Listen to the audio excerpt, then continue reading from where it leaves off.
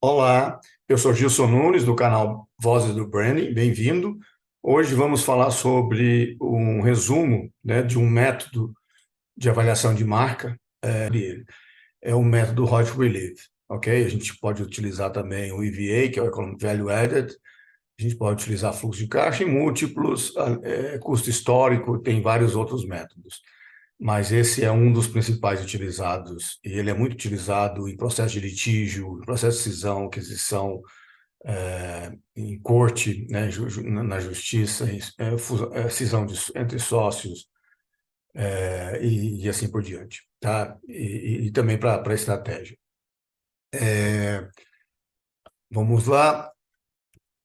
O primeiro ponto que a gente quer falar, né, sobre esse método, ele é reconhecido mundialmente, né, pela IFRS, dentro de métodos aceitáveis, né, pelos padrões contábeis e econômico-financeiro europeu e mundial. E o Brasil, desde 2011, adota esse método. Então, a primeira pergunta, né, só para contextualizar, quanto vale a Coca-Cola e quanto vale a marca Coca-Cola? Vamos falar do valor da marca Coca-Cola como o preço de mercado dela, ou seja, das ações delas em bolsa, quanto vale, né, no passado recente, e quanto é a marca dentro desse valor, como percentual. Então, né, aqui é um exemplo, né, importante, que é uma marca conhecida, né, o valor de marca da Coca-Cola, desculpa, o valor de mercado da Coca-Cola é em torno de 200 bilhões de dólares. A marca sozinha está em torno de 88 bilhões, tá? Essa é quase a metade do valor da empresa, então, de mercado da empresa. Então, isso mostra a importância que a marca tem para a Coca-Cola, né, e como isso gera valor para os acionistas, dado que esse valor de mercado é puxado, obviamente, pelo valor da marca, né? Lembrando, os métodos tradicionais de fluxo de caixa, eles descontado, eles não captam, né, os impactos do valor da marca dentro do fluxo de caixa e, consequentemente, destacam, né, eles não conseguem destacar a contribuição da marca como valor. Então, eles não, a gente deve usar uma outra abordagem. E a metodologia que nós vamos falar hoje, né, que é o Hot Relief, como nós vamos falar apenas do Right Relief, não vamos falar do Economic Value Added, e depois nós vamos falar também de múltiplos de mercado, para você ir aplicar um case, tá? Para vocês entenderem como funciona. Né, o ROIT da marca é um aluguel do ativo, né, da marca, expressando seu valor, assim como tem o tangível. Então, assim, o tangível, né, eu sempre uso esse exemplo, essa analogia de um apartamento que você vai comprar ali na Avenida Paulista. Você sabe que quando você vai comprar esse apartamento, você olha vários indicadores, né? Um deles é o preço útil, preço da área total, a localização, o acabamento, se tem quadra, se tem academia, né, se tem o playground, se tem uma, duas, três vagas de garagem, se o acabamento é de primeira, a metragem, enfim, você olha vários atributos e define o preço ali, mais ou menos, pelo mercado, né? Você sabe quanto custa, e aí você estima, né, que um apartamento de 100 metros quadrados ali na Paulista vai valer mais ou menos, perto da Paulista, cerca de 1,5 milhão, né? Uns 15 mil reais, a um pouco mais, o preço pela área útil, supondo que seja 100 metros quadrados. Do valor aqui pelo método Howard Rich é a mesma coisa, né? Só que nós estamos avaliando um ativo intangível que é a marca. Então, como tal, a gente precisa identificar quais são os KPIs, quais são os indicadores que definem a marca do seu mercado, vis-à-vis os seus clientes ou consumidores e players, né? E dentro da sua categoria ou setor.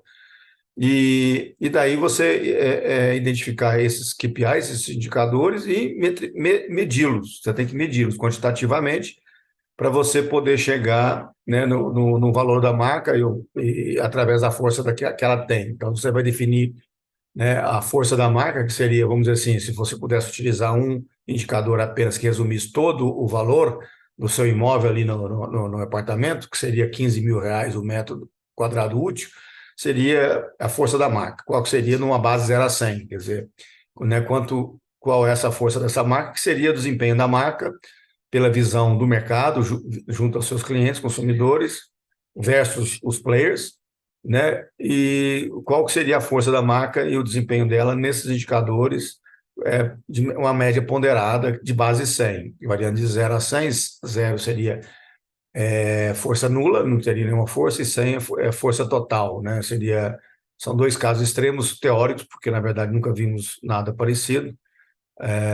E assim, a gente definindo essa força da marca, a gente consegue definir o royalties usando benchmark, né, de setores, do próprio setor, de contratos de licenciamento ou de uso da marca em joint venture ou parcerias, né? E a gente tem, então, um compilamento desses dados. Nós temos um banco de dados de 50 anos que a gente compila, a gente compra isso de empresas que trabalham com isso, né? Porque são empresas, geralmente são empresas de capital aberto, ou seja, tem ações em bolsa, e aí a gente tem acesso à informação pública, né? Porque a empresa é obrigada a publicar isso nos seus relatórios. Então, a gente define, né, esse royalties do setor, e depois, pela força da marca, a gente define o royalties da marca que a gente vai calcular. Então, o método royalties, ele é baseado em dados públicos, né, e transações de mercado já realizadas e comparáveis também, e ela é usada no mundo inteiro, em consonância com a ISO 10.668, que reúne as melhores práticas e normas de avaliação de marca, e FRS, como eu já ia falar, que tem um componente intangível, né? Então, o valor da marca ele é calculado baseado numa data base. Então, se for hoje, né, dia 2 de novembro de 2023, e você projeta dentro do planejamento estratégico da empresa para o futuro, e depois traz isso a valor presente, né, já descontado pelo custo de capital. Esse é, em resumo, o processo ele envolve 5 macroetapas, né? O primeiro é você fazer, de novo, essa, essa previsão, né? O forecast do resultado, a gente vai ter o EBITDA da companhia, né? Começando pelas receitas líquidas, e a gente faz, então, a projeção a partir do histórico recente da marca, dos últimos 2, 3 anos, e a gente projeta, né? A gente faz essa projeção, e depois, obviamente, essa projeção dentro do cenário econômico, considerando o histórico recente da marca, e assim por diante. Influência de fatores externos, tem todo um trabalho de avaliação aqui, né, de modelagem financeira. Depois a gente estabelece o intervalo mínimo e máximo do setor onde ela está inserida. Então a gente vai lá nessas empresas como a nossa própria empresa, nosso banco de dados, o Rod Source, o Rod Stats, que são companhias que vendem esse tipo de informação, que são informações disponíveis, né, por serem de empresas públicas, que têm dados públicos, ou seja, disponíveis para a sociedade. Então, a gente define quanto que a marca Disney cobra, que é uma marca forte, a gente sabe que é uma das marcas líderes, e quanto que uma marca mais fraca do setor cobra.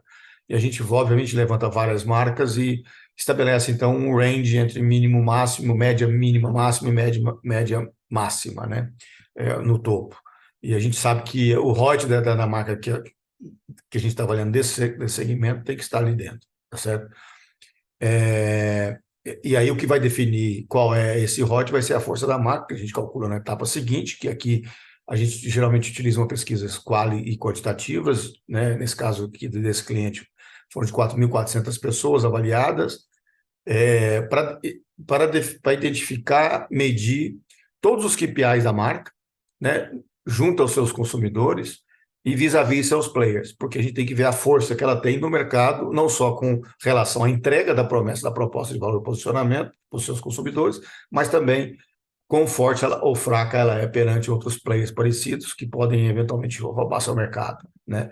E aí a gente calcula um índice de força de marca, como eu havia falado, né, que tem inclusive um outro vídeo que a gente fez falando sobre isso.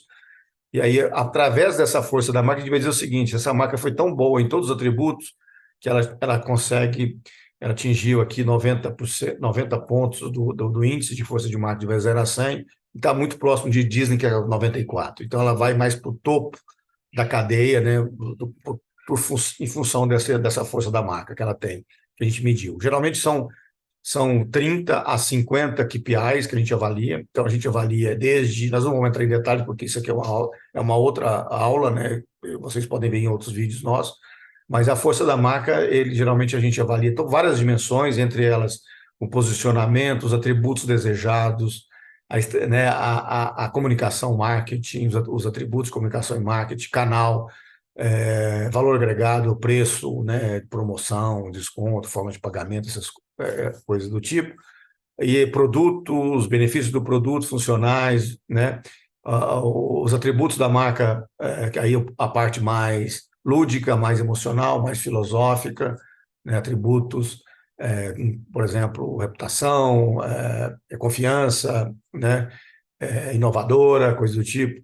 E também a gente avalia os produtos, os benefícios funcionais do produto, do serviço, atendimento, pós-venda e canal de venda, como a gente já falou. Então, são vários atributos e a força da marca média ponderada, o desempenho dela nesses atributos, dado pelo consumidor, e a gente usa bastante pesquisa qual e quant, e também dados internos, tá certo?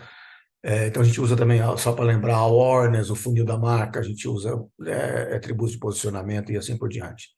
Depois tem a etapa do custo de capital, né? A gente utiliza o WOC, que é o custo médio ponderado do capital, né? A gente usa bastante a influência do Damodaran, que é um dos papas da Leonard Stern, da New York University, nos Estados Unidos. E, por fim, a gente tem, então, todos os elementos para calcular o valor da marca, e aí a gente faz uma análise com os múltiplos de desses outros players comparáveis, com ela que a gente tem acesso à informação, para ver se o quão longe ou perto ela está, o desempenho do valor dessa marca está perto. Então, por exemplo, a gente usa o EBITDA, né, valor da marca vezes EBITDA, a gente utiliza o valor da marca vezes receita, que é o caso que nós vamos mostrar aqui. Tá? No mercado financeiro é muito comum você comprar uma empresa pelo número de EBITDA. Vou comprar essa empresa por 7, a média aqui que a gente tem histórico do setor é de 7 EBITDAs. Aí você pega o EBIT do último ano e multiplica isso, é mais ou menos o valor que vai ser feita a transação. Aqui a gente utiliza isso como método secundário, mas também usamos. Quer dizer, na verdade, o quão a marca agrega em EBITDA, né? Ela agrega não só em receita, mas também em resultado.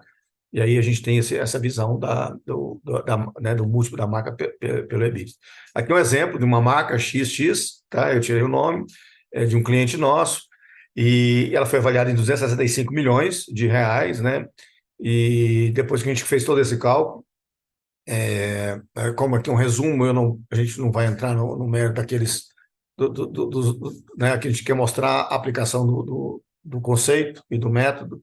Então, aqui nós temos o valor da marca, né? Quando a gente abre o valor da marca de 265 mil aqui pelo cursor, você vê que até 2025, né? Na verdade aqui está errado, até 2028, o valor da marca é de 130 milhões, que é você somar, no fundo, aqui o ROI descontado a valor presente da marca, né, pelos 2024, 2025, 2026, 2027, 2028. Se você somar tudo isso, dá esses 130 milhões, que é dentro do planejado. Né? Hoje a database de avaliação é agora, dia 2 de novembro de 2023, então nós vamos pegar 2024 e vamos trazer esse valor presente, e já descontado aqui o custo de capital de 20%, tá? É uma marca dentro do setor de entretenimento e de recreação, falando de Disney, né? Dentro do setor da Disney, e então o risco é elevado, taxa de imposto 34%, crescimento da perpetuidade 33,4%, e o ROIC dela específico foi de 5,6%, calculado pela força da marca que ela obteve, tá? E a gente vai mostrar aqui os comparáveis para vocês entenderem esses cálculos, né? Então, o que a gente fez foi pegar aqui pela receita líquida, projetando, né? A gente aplicou os royalties dentro da receita líquida, considerando a margem operacional e o EBITDA, fez uns ajustes, calculamos aqui o royalties, deduzimos impostos, né? A gente tem o royalties após impostos, depois desconta o valor presente. Então, desconta manualmente por 20,1%, que é o custo de capital. Então, aqui é só a abertura desses dados, né? A gente tem aqui a receita bruta, a receita líquida, a variação da receita, o EBITDA, como falei, né? E é só o detalhamento desse cálculo. Então, aqui são os comparáveis. Então, assim, para a gente poder fazer um refino da análise, né, a gente pode pegar os comparáveis, que são o Walt Disney, Six Flags, Cedar Fair, SeaWorld e a média, baixa média, né, aqui é por causa do ROIT, que é essa variável, que a gente, como falei, a gente pega, né, o range entre o mínimo e o máximo, né, para poder calcular. Por quê? Porque a gente sabe que o ROIT da nossa marca vai ter que estar entre 3,5 e 10. Né? Só que aí a gente tem esses múltiplos, né, que deu 5, a média deu 5,8. Você vê que a nossa marca ela teve 5,6, está um pouquinho abaixo da média, né, está mais aqui. Então, ela é uma marca forte, média. É, e aí a gente tem outros múltiplos interessantes, né? Você tem aqui o valor de mercado, o valor da empresa, dessas empresas, o valor de mercado, né? Elas são americanas, o valor de marca de cada uma delas, a relação valor da marca, valor da empresa. Você pode ver que a Disney é 26% do valor da empresa é a marca, né? Enquanto o Six Flags é 14%, Cedar Fair 17% e SeaWorld 15%. O valor da marca dividido pela receita, o múltiplo, né? Então aqui a gente tem que o da Disney em função da força que a marca tem, é sempre maior, vocês podem notar aqui, né? 56%, quer dizer, 56% da receita é influência da marca, é influência na receita. A média aqui deu 47%, que aqui é um múltiplo que nós vamos utilizar, né? E o valor da marca é EBITDA. Aqui você vê que na Disney ela agrega 3,8 EBITDAs, né? As outras 1,3, 1,7, 1,1 em função da força que a marca tem. Então, a média aqui foram 2 pontos de EBITDA. Tá? Aqui, aquilo que eu falei, né, quando você compra uma empresa, você paga 7 pelo fluxo financeiro, mais 2 pela marca. Então, você pagaria 9 na média, aqui, dependendo da marca que nós estamos avaliando. A Disney seria 3,8. Então, dado isso, né, a gente pegando então, esses dois múltiplos, 47% e 2, um pela receita e o outro pela EBITDA, como seria a nossa marca se ela tivesse esse desempenho médio de mercado, né? Então, o que a gente faz é pegar o último ano, 2023, que foram aqui de receita líquida 908 milhões e o EBITDA 140 milhões, a gente multiplica, né? Então, 47% de 908 milhões, que é a receita líquida no 2023, 429 milhões. O que significa isso? Significa se eu usasse esse múltiplo, né, que a gente definiu aqui, médio desses players, essa marca que nós avaliamos em 265 milhões, né, que está aqui, ela poderia atingir o valor, né, que a gente chama de valor potencial, de 427 milhões. Então, ela está aqui, nesse caso, ela está 62% do valor potencial se utilizássemos esses grandes players, né? Distante, está distante. Mas se a gente utilizasse o EBITDA, né, dois EBITDAs, quer dizer, aquele 2 aqui que a gente mostrou aqui agora, então multiplicando 2 vezes 140 milhões, que é o EBITDA de 2023, chegaria a 281 milhões. Ou seja, nesse caso está muito próximo, né, seria 94% desse múltiplo. Né? Os 265 milhões dividido por 281 milhões daria 94%. Estaria muito próximo desse, né, utilizando esse múltiplo aqui do mercado.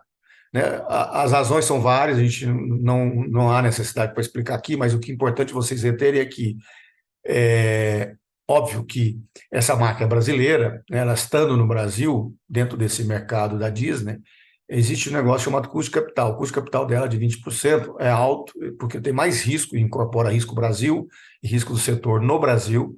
Então, óbvio que ela é penalizada. Então, esse valor menor faz sentido por conta do custo de capital ser maior, né, o risco maior, e isso já é uma explicação, mas a outra explicação é que ela tem o potencial, a força da marca dela é abaixo, um pouco abaixo, bem abaixo da Disney, e está ali próximo das outras. Então, ela tem o potencial de trabalhar mais a força da marca. Ela trabalhando mais a força da marca e reduzindo o risco, ela tem condições de chegar aí a até 427 milhões, mais ou menos, se a gente considerar esse mercado que ela atua, né? Então, vale a pena investir na marca e, obviamente, ela agregar mais valor para o valor da empresa e valor do mercado. Então, era isso que eu queria mostrar, como esse conceito aplicado. Espero que tenham gostado. E se gostaram, deixe seu like e siga a gente no YouTube. Muito obrigado, boa tarde.